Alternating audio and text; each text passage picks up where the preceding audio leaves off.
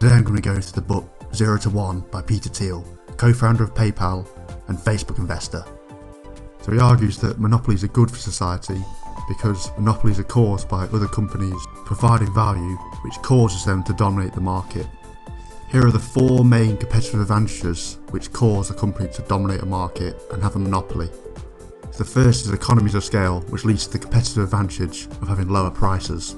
So Amazon's main competitive advantage is this: they can buy in huge quantities, which means they can get the items very cheap and therefore pass the savings on to the customers. So the second is network effects. So this is basically when you're relying on other people or other things in the network in order to give you a competitive advantage. It creates a barrier to entry for people trying to compete.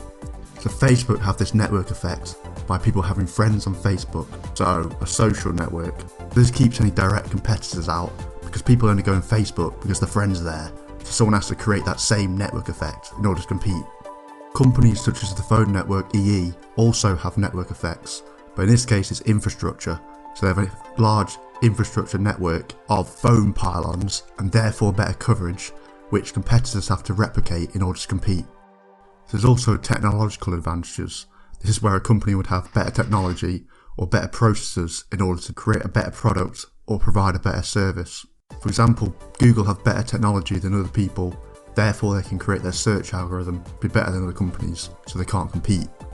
Finally, there's branding advantages. This is where a customer has more emotional connection to the company and or trusts them more. Apple are a company that's a good example for this, because the customers tend to care about their company. It takes years to build up these competitive advantages, so it advises to build bit by bit, market by market. That's both product niches and geographical niches. And once you've established yourself as the best in that market, move on to the next one to expand into dominating that one. For example, Facebook's expansion plan was to go into each different university, then establish themselves as the dominant social network in each one, which led to them eventually establishing their network effect that they've now got. So the next part of the book, Peter Thiel goes into ways of predicting the future. He puts these into 2 main categories. So the first is horizontal progress. This is mainly when companies are expanding into different geographical niches or improving on existing products or services. Thiel also explains this by going from 1 to n. Second is vertical progress.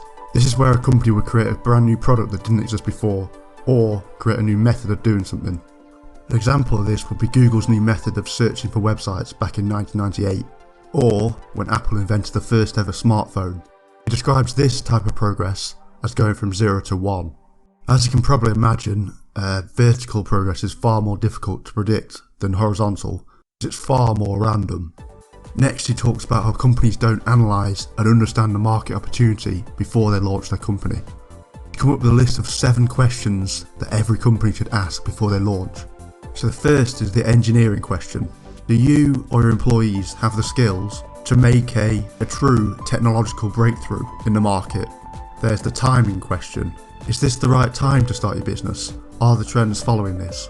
There's the monopoly question. Will you start off with a large share of a small market? There's the people question. Can your team pursue this opportunity? There's the distribution question. How will you deliver your product or service to the customer? There's the durability question. Can you still defend your market position in 10 to 20 years time? And finally, there's the secret question. Do you see a unique opportunity that other people can't see? So make sure you can answer all these before you launch a company. So there seems to be some good actionable advice in this book, which hopefully we can implement. I'm going to be thinking about how I can implement each of these 4 factors that cause monopoly in order to make a huge company. So I'm sort of doing the whole branding thing, which is one of the 4 factors of a monopoly, with all these videos and all the sort of stuff I'm giving out, which should hopefully long term help me out. Like, obviously I'm doing it for other reasons as well, because I enjoy it and I sort of want to help people really.